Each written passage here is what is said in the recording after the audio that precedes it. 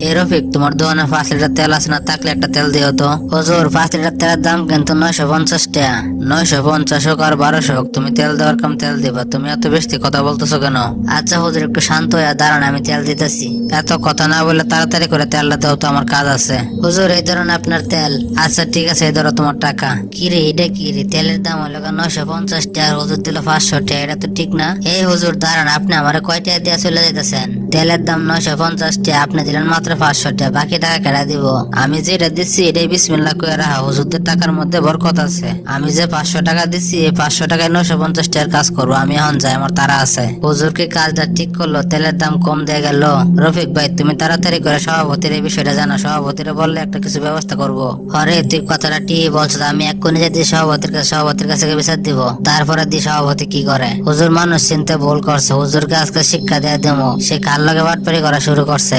সভাপতি সাহেব, আপনি কি জানেন নাকি আপনাদের মসজিদের ইমাম সাহেব হুজুর আমার সাথে কি করছে? সকালবেলা আমার দোকান থেকে 5 লিটার তেল আনছে। 5 লিটার তেলের দাম হলো 950 টাকা, আর হুজুর আমার দিছে মাত্র 500 টাকা। আমি বাকি টাকা চাওয়ার পরে বলতেছে হুজুরদের টাকা নাকি বরকত আছে, 500 টাকায় নাকি 950 টাকার কাজ করব। এখন আমি আপনার কাছে বিচার দিতেছি। আপনি যদি হুজুরের বিচার না করেন, তাহলে কিন্তু আমি হুজুরের বিচার করা শুরু করবো। পরে কিন্তু আমার কিছু বলতে পারবেন না। তুই আমার এটা কি কথা শোনালি রে? আমাদের মসজিদের ইমাম সাহেব হুজুর এই কাজ করবো, এটা তো আমি কল্পনাও করি না কোনোদিন। ঠিক আছে, তুই দাঁড়া, আমি এখনই হুজুরের ব্যবস্থা নিতেছি। হয় ইমাম সাহেব হুজুর, আপনি কই আছেন? তাড়াতাড়ি করে বেরিয়ে আসেন তো, আপনার সাথে কিছু বোঝাপড়া আছে আজকে। কই আপনি? তাড়াতাড়ি বেরিয়ে আসেন। কি ব্যাপার সভাপতি সাহেব, এত চিল্লাডাল্লা করে আমার ডাকতেছেন? কোনো কিছু হয়েছে নাকি? কোনো সমস্যা?